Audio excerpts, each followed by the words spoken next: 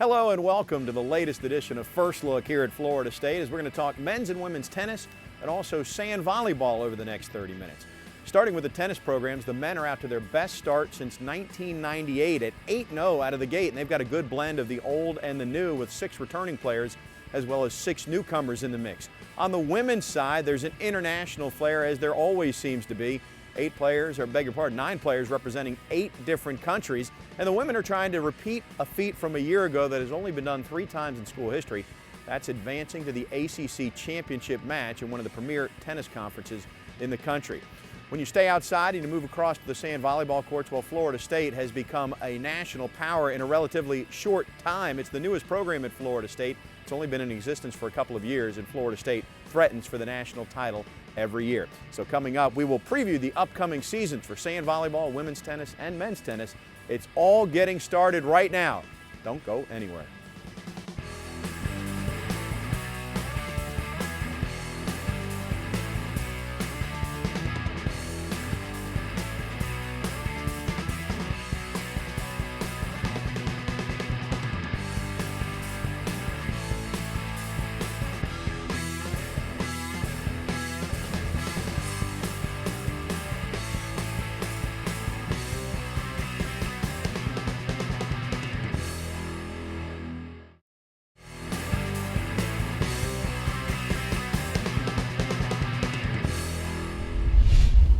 The Florida State men's tennis team has one goal in mind for the 2014 season: to get back to the final site.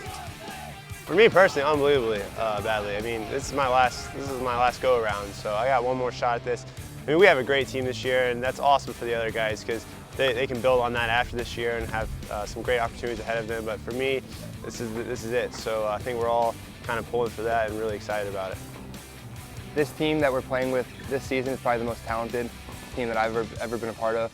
And although we're young, I feel like we have the highest ceiling and potential of any team, so we really want it this year. To get there, the Seminoles will have to rely upon a deep roster that creates a lot of competition for the 6 available single spots.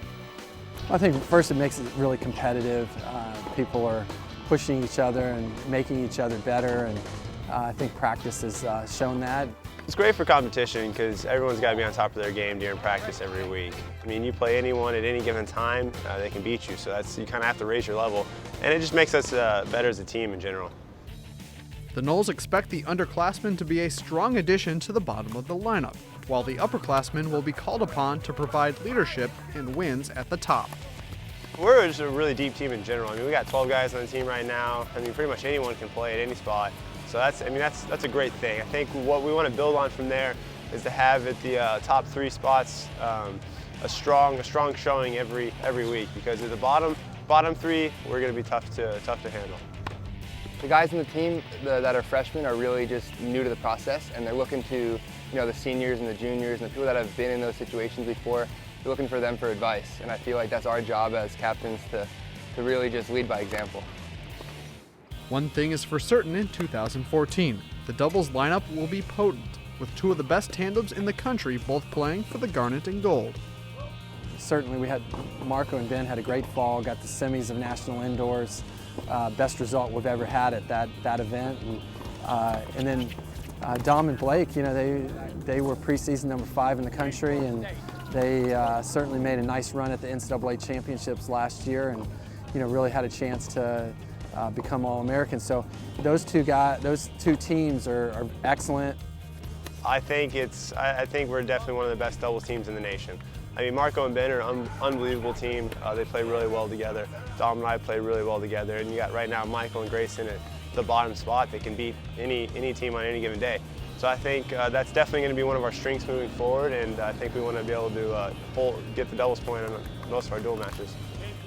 Now it is up to the Seminoles to take their strengths to the court and reach that goal of returning to the final site.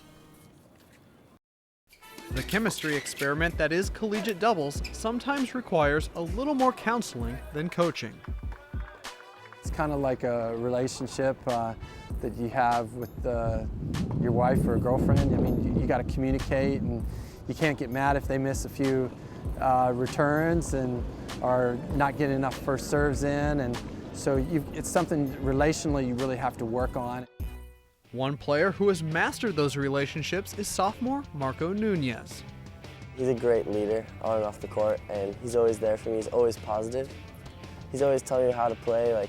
Some of the things I like, doubles is my specialty, you know. I love doubles, and he's taught me even more about doubles. I had no idea. My doubles is something really important, I know. Even though it's 1 point, it's the first point, it sets the momentum of the whole match. And I think I have learned a little bit how to play. Dwayne and Nick and Taylor have helped me a lot. My doubles have improved a lot since I got here in Florida State. Nunez began his college career at Georgia, but decided to transfer to Florida State after 1 season. I like the university a lot. It's like a really big university, really sports-oriented. I like the business program here, and I just feel like this will help me a lot to keep going where I want to go with my tennis. It also didn't hurt to have a friend on the team in Benjamin Locke. I think it was a big part. I was his host on his recruiting trip when he came here, and you know, we'd known each other since we were 16 years old, and I think that kind of helped a lot with him coming here. He's like a guy I trust. He told me this is a good place. We can have what we know we want here. I trust him, and it was also a good opinion to have for my decision. In fact, Nunez and Locke began the season paired together in doubles, and the duo dominated the fall, earning a ranking of number 9 in the country. Unfortunately, Locke was injured, and now Nunez is working his doubles magic with a new partner. And when I heard I was playing with Marco, I was like, oh, this will be great. Both have great hands, you know, he's got every shot in the book. And so I was like, oh, it's going to be a great learning experience and great partnership. He's a team guy, you know, he's easy to play with, high energy, likes playing the doubles, you know, that is maybe his favorite thing to do. While the sophomore makes it look easy regardless who he plays with, Nunez understands it all comes back to one thing. Chemistry is a lot. You definitely need to trust your partner a lot, because that's what will happen. You'll need to fight adversity, and if you start blaming your partner, you will start having a bad time on court. Fortunately for the Noles, chemistry is definitely a subject the lefty has mastered. Coming up, we'll turn our attention to the women's team here at Florida State. That's right on the other side of this TV timeout. Stay with us.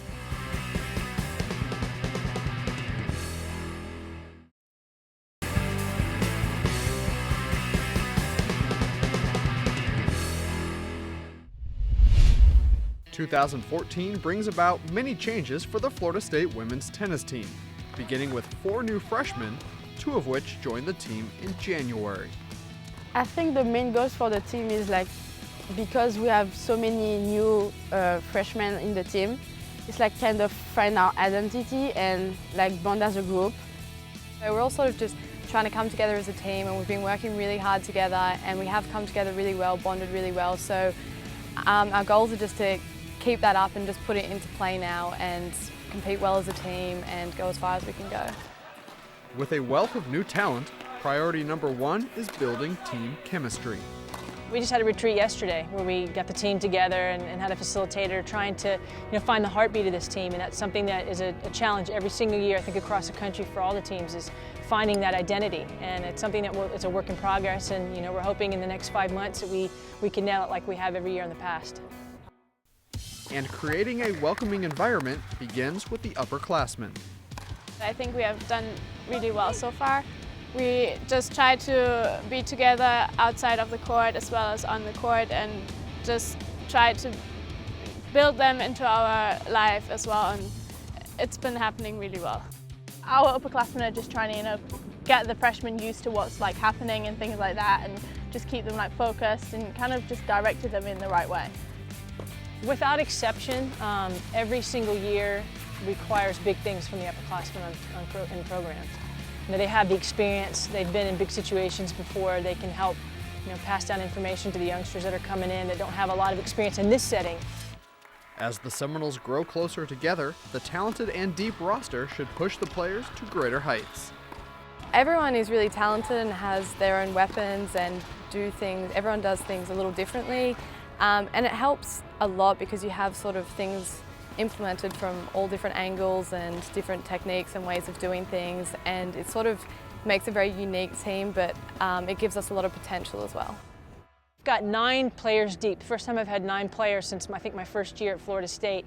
It's hard to manage 9 women sometimes, but at the same time, you know, we have a lot of depth that we haven't had in the past, and we have a lot of bodies that can sub in, and we've got a lot of girls with a lot of experience.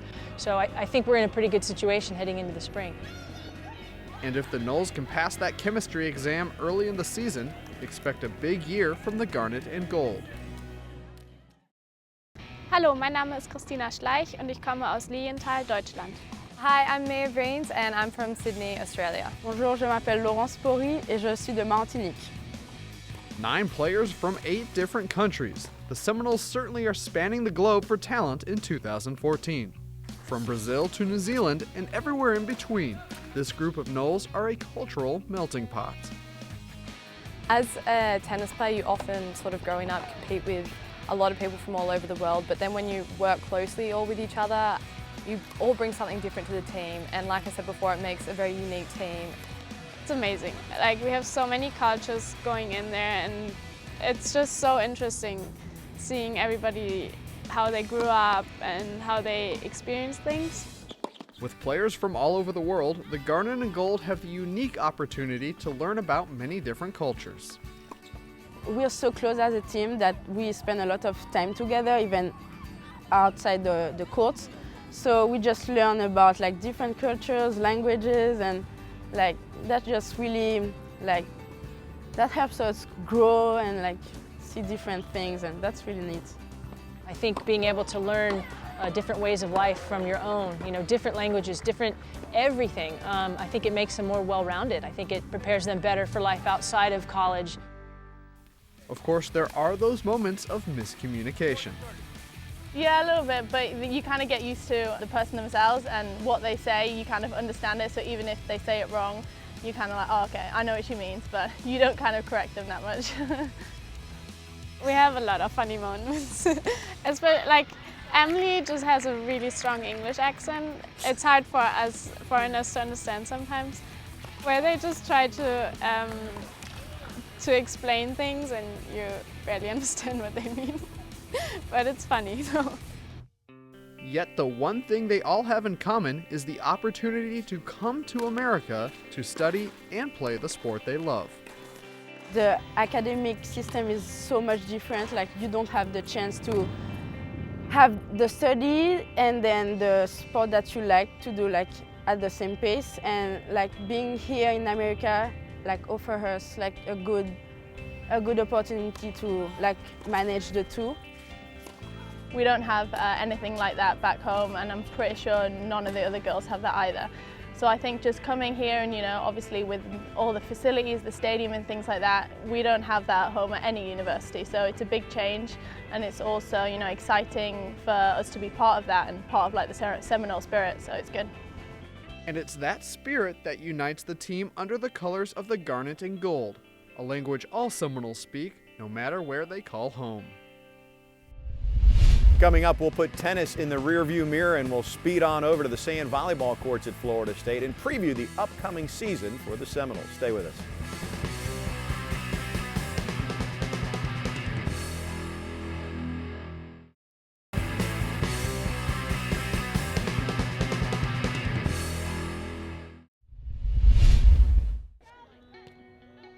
The past 2 years we've had 2 Final Four appearances in the national championship, and I just think we're ready to get into the finals.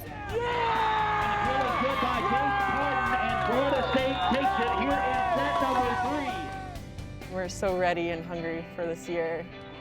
In its first 2 years of existence, the Florida State sand volleyball team has made 2 Final Four appearances. On the outside, that's a great start to the program.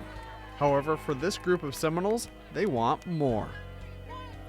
The last 2 years we've been so close, and I know just last year we missed like being in the finals by 2 points, and so we all want it so bad. We did really well making it to nationals again, top 4 again, but obviously I'm not going to be satisfied until we do get that national championship and bring it back to Florida State. Well, I'm glad they're unsatisfied because you know, I think I get paid to win here at Florida State because that's what we do. And that's why I came to Florida State. I want to win national championships. In order to break through, the Garnet and Gold must take down the powers on the West Coast, which is why the Seminoles travel to the left coast to take on the West's best early in the season. The California teams have a lot of depth on their teams just like us, a lot of really experienced players because the West Coast is where it's at for beach volleyball. So it's really awesome to be able to, it's our first trip, our first game is out in California, so it's awesome to like get out there and see where we measure up and how we can compete with the top teams. I think our California trip is probably our toughest tournament throughout in the season until the national championship, so it really shows us where we are playing-wise and competition. At the same time, the Seminoles need to stay on top of the East Coast, where teams continue to join the growing sport. It's really important, especially just with bids for the national championships. They only take like the top like 1 or 2 like from each, so it's really important just to stay ahead of the game. The East Coast gets stronger every year. We have some new teams coming up. Again, I'm never one to take anyone lightly. I mean, Layne had a perfect example. They were last place the first year, and then second place they were in the top 2 or 3. So you just never know what's going to happen. But the one thing the Seminoles hope will happen, that the third time will be the charm in 2014. I think this year we definitely have the team and have what it takes to make it into the finals and bring home a national championship to Florida State. Aurora Davis enters her final season on the sand volleyball court, looking to help her team win the ultimate prize. As the years have gone by, as we've like gotten closer, we've become more competitive. Even though we were competitive, like the last 2 years, we're like improving all the time, and we're so hungry for it. A hard worker to begin with, Davis had the opportunity to gain an extra edge by joining the indoor volleyball team this fall. That was really an awesome experience. I hadn't played the sport for 2 years, so it was cool getting back into it, and I could just tell from like week to week, like I was improving, and I could see that. Aurora is a special athlete because she came to me as a young player with such great technique. She got All-American that first year, and so I had no doubt that she'd go play indoor, and in fact I think she's actually better for that experience. And the senior has seen improvements firsthand since returning to the sand. I really think it's helped a lot. I feel like I was kind of not as fast with my movements and stuff, and because of the faster paced game, I think I've kind of picked up like just poppiness like to my jump and to my movements, and that's been really cool.